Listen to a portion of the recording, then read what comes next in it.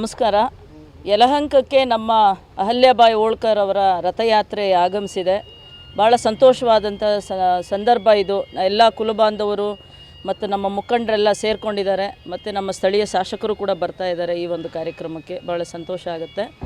ಅಹಲ್ಯಾಬಾಯಿ ಹೋಳ್ಕರ್ ಅವರ 300ನೇ ಜಯಂತ್ಯೋತ್ಸವದ ಅಂಗವಾಗಿ ನಮ್ಮ ಇಡೀ ಭಾರತ ದೇಶದಾದ್ಯಂತ ಅವರ ಒಂದು ಜಯಂತ್ಯೋತ್ಸವವನ್ನು ಆಚರಣೆ ಮಾಡ್ತಾ ಇದ್ದಾರೆ. ಮೋದಿಯವರಿಂದ ಹಿಡಿದು ದಕ್ಷಿಣ ಭಾರತದ ಎಲ್ಲ ರಾಜ್ಯಗಳಲ್ಲೂ ಕೂಡ. ದಕ್ಷಿಣ ಭಾರತದಲ್ಲಿ ಅವರ ಪ್ರಚಾರ ಕಡಿಮೆ, ಉತ್ತರ ಭಾರತದಲ್ಲಿ ಅವ್ರ ಬಗ್ಗೆ ಪ್ರತಿಯೊಬ್ಬರಿಗೂ ಗೊತ್ತಿದೆ.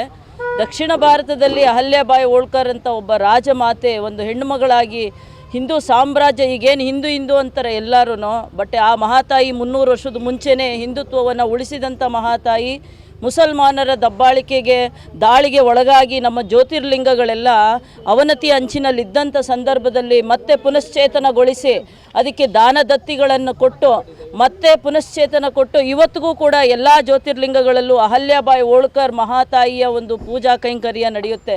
ಮತ್ತು ರಾಮೇಶ್ವರಮಿಂದ ಹಿಡಿದು ಅವರು ಆಳ್ತಾ ಇದ್ದಿದ್ದು ಇಂದೋರ್ ಮಹಾಸಂಸ್ಥಾನದ ಮಹಾರಾಣಿ. ನೋಡಿ, ನಮ್ಮ ಭಾರತ ದೇಶದ ತುತ್ತ ಕೆಳಗಡೆ ಭಾಗದಿರೋ ರಾಮೇಶ್ವರಂಗೂ ಬಂದು ಅವರು ಜೀರ್ಣೋದ್ಧಾರ ಮಾಡಿದಂಥ ಮಹಾತಾಯಿ. ಅಂಥ ಮಹಾತಾಯಿಯನ್ನು ನಾವೆಲ್ಲ ನೆನೆಸ್ಕೊಳ್ಳೋದು, ನಾವು ಅದರಾಗಿ ಹೆಣ್ಣುಮಕ್ಕಳು ನಮ್ಮ ಕರ್ತವ್ಯವಾಗಿದೆ. ನಮ್ಮ ಗುರುಗಳು ಹೇಳ್ದಂಗೆ ಅವ್ರು ಯಾವುದೇ ಒಂದು ಜಾತಿ ಸಮುದಾಯಕ್ಕೆ ಸೇರಿದವರಲ್ಲ. ಬಟ್ ಈಗ ವಿಪರ್ಯಾಸ ಆಗಿದೆ. ಈ ಜಾತಿ ಪದ್ಧತಿಯಲ್ಲಿ ಅವ್ರವ್ರ ಜನಾಂಗದವ್ರನ್ನ ಬೆರೆಸ್ಕೊಳ್ತಾ ಇದ್ದಾರೆ ಅನ್ನೋವಾಗ ಎಲ್ಲೋ ಸಾಧನೆ ಮಾಡಿರೋವಂಥ ವ್ಯಕ್ತಿಗಳು ಮರೆಮಾಚಿ ಹೋಗ್ತಾ ಇದ್ದಾರೆ. ಹಾಗಾಗಿ ಅದು ಆಗಬಾರ್ದು.